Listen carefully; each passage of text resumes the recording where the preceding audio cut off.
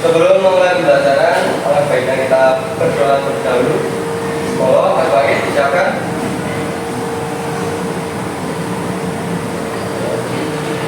Silakan Mas Bagit. Ya udah Mas Farhan. Sudah mulai.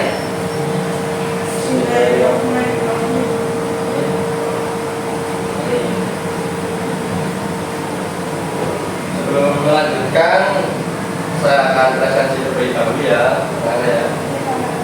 Mas Farhan, Hadir. Mas Bagit, Mas Tanda, Mas Jimmy, Hadir Pak. Mbak Ika. Nah, gimana kabarnya teman-teman semua? Alhamdulillah, sehat ya. Oke. Melanjutkan pembelajaran yang kemarin, yaitu teks cerita pendek. Kita akan memperdalam lagi materi teks cerita pendek. Mari kita simak materi yang akan Bapak sampaikan di proyek ini, teman-teman.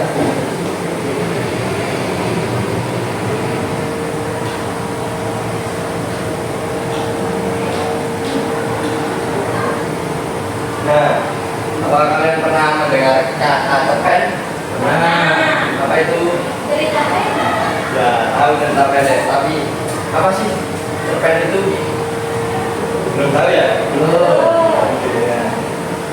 Nah, cerita pendek atau cerpen adalah karya sastra yang berbentuk prosa yang biasanya singkat, padat, dan fokus pada satu peristiwa atau konflik utama. Cerita pendek punya memiliki tokoh terbatas.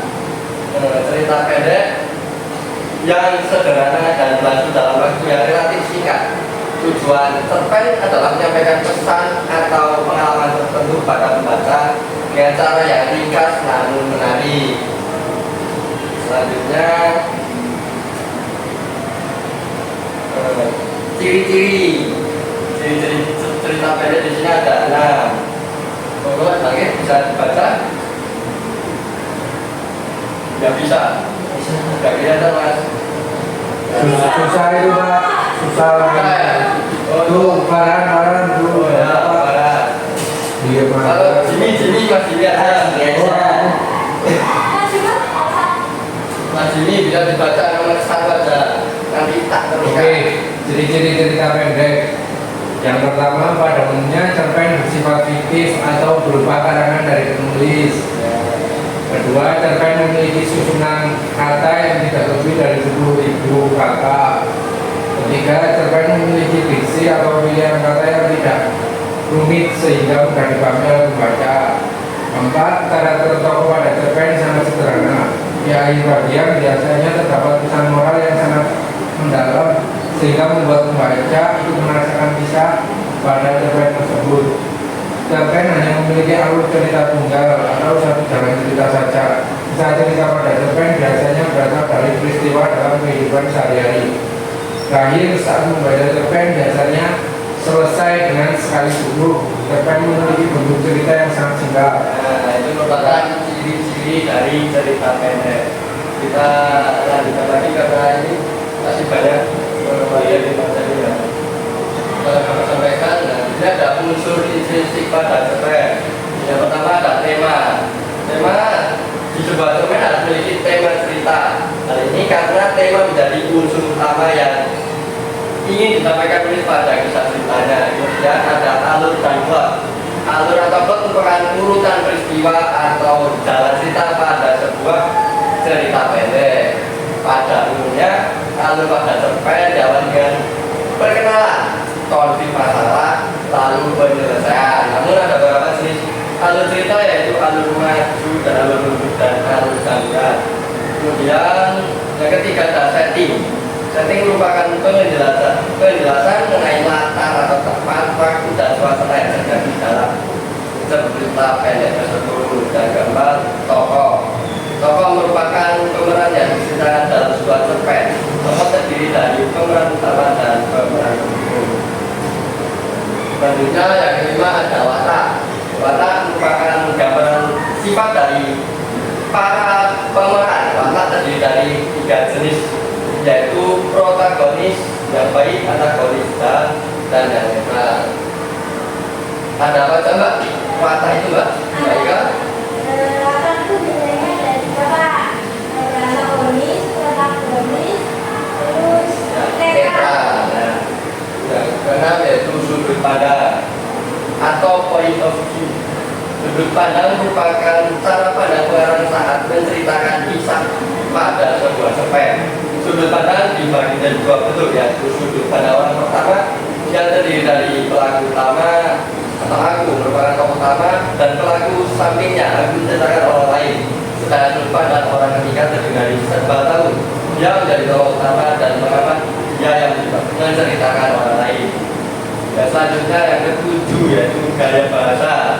Gaya bahasa merupakan medium yang digunakan pengarang untuk membantu narasi dan unsur estetika dalam cerpen.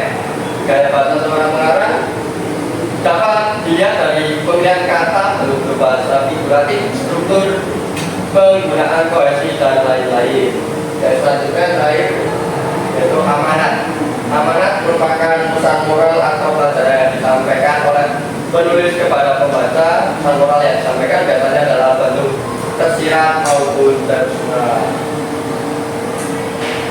Selanjutnya yaitu unsur-unsur eksplisit pada cerpen. Di sini ada 5 unsur-unsur eksplisit pada cerpen. Yang pertama terdapat latar belakang dari pengarang. Yang kedua terdapat latar belakang dari masyarakat. Latar belakang dari masyarakat ini membantu berlanjutkan jalan cerita, biasanya juga mempengaruhi isi cerita juga. Dan ketiga terdapat biografi yang memaparkan biodata, riwayat hidup dan pengalaman secara menyeluruh dan lengkap dari pengarangnya. Yang kelima terdapat aliran sastra yang mempengaruhi gaya bahasa yang digunakan oleh penulis saat menyampaikan ceritanya. Selanjutnya struktur cerita pendek. Mohon Mbak Ika dibacakan struktur cerita pendek karena saya lihat dari tadi kok kayaknya ngantuk. Coba juga dengan Mbak Ika. struktur cerita pendek yang pertama itu ada abstrak. Abstrak merupakan pemaparan gambaran awal. saya baca itunya Pak. Jadi struktur cerita pendek itu ada yang pertama ada abstrak, yang kedua ada orientasi, yang ketiga komunikasi, lalu yang keempat evaluasi, kelima resolusi, dan enam konsep. Nah, abstrak merupakan pemaparan gambaran awal dari cerita yang dikisahkan pada cerpen. Abstrak biasanya digunakan sebagai pelengkap cerita. Maka dari itu abstrak bersifat opsional atau bisa jadi tidak ada pada cerpen. Yang kedua orientasi ya. Pada orientasi cerpen biasanya menjelaskan tentang latar cerita seperti waktu, suasana, tempat atau lokasi yang digunakan dalam penggambaran cerita pendek. Kemudian yang ketiga tadi komunikasi. Komunikasi yaitu menjelaskan tentang struktur yang berkaitan dengan pemaparan awal suatu masalah yang dihadapi oleh tokoh. Watak dari tokoh juga dijelaskan pada bagian ini. Selain itu, pada komunikasi juga menjelaskan urutan kejadian yang berhubungan dengan sebab akibat. Kemudian dievaluasi. Pada bagian evaluasi ini terjadi konflik masalah yang semakin memuncak. Konflik mulai menuju bagian klimaks dan mendapatkan penyelesaian atas masalah yang terjadi. Kemudian tadi resolusi merupakan bagian akhir permasalahan yang terjadi pada cerpen. Dan terakhir koda merupakan nilai atau pesan moral yang terdapat pada sebuah cerpen yang disampaikan oleh penulis kepada para pembaca. Pesan moral disampaikan sesuai dengan jenis cerpen. Kemudian nilai-nilai cerpen di sini ada nilai budaya, nilai ekonomi, nilai agama, nilai moral, dan nilai sosial. Di sini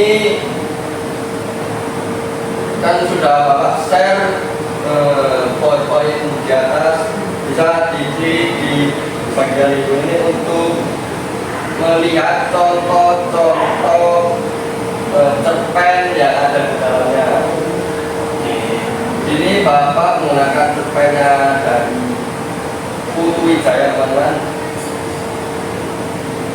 Jika mungkin kumpulan cerpen punya Putu Wijaya ini terlalu sulit untuk dibagi, teman-teman bisa cari yang mungkin lebih mudah di bawahnya atau cari unsur-unsurnya, karena ini bukan cerpen yang sulit ya, teman-teman. Nanti Bapak share di grup WhatsApp. Oke. Nah, mungkin itu materi-materi yang Bapak sampaikan.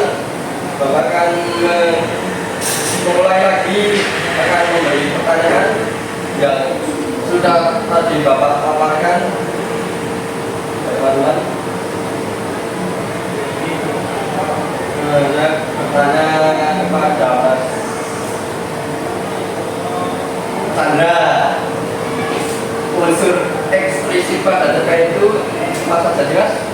Unsur itu ada 5 ya Pak? Ya, 5. Ada 5. Tapi kalau kayaknya kurang paham Pak. Gimana? Masih kurang paham.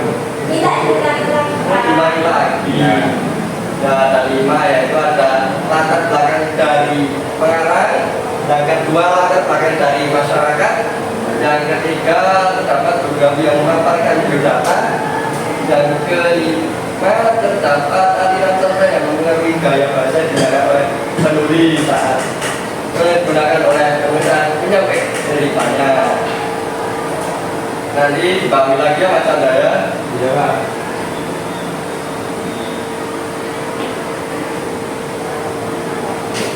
Mungkin itu saja yang bisa Bapak sampaikan. Oh ya, untuk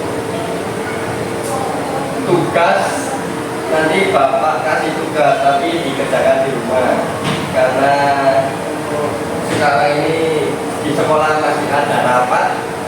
Bapak beri tugas saja. Oke ya teman-teman ya. Di sini ada yang suka menggambar atau suka membaca. Ada Bapak bagi 2 kelompok, yang suka menggambar atau membaca. Saya membaca. Menyanyi. Tapi 2 kelompok ya Mas. Jadi membaca dan menggambar. Ada 2 kelompok. Nanti dibagi ya teman-teman ya. Dan menyanyi dan menggambar. Nanti anak-anak teman-teman mengerjakan tabel ini, tapi sesuai dengan perintah Bapak. Nanti Bapak saya kirim di grup WhatsApp ketentuannya bagaimana, yang dari yang suka menggambar atau yang suka menulis atau membaca. Nanti beda-beda. Kalau menggambar bisa dibuat mapping, yang baca bisa dapatkan lah. Mungkin itu saja yang bisa Bapak sampaikan, karena ini ada di sekolah ada rapat mendadak. Mungkin saya tutup pembelajaran hari ini. Semoga teman-teman bisa memahami yang sudah Bapak paparkan. Terima kasih. Assalamualaikum warahmatullahi wabarakatuh. Waalaikumsalam warahmatullahi wabarakatuh. Terima kasih Pak. Oke.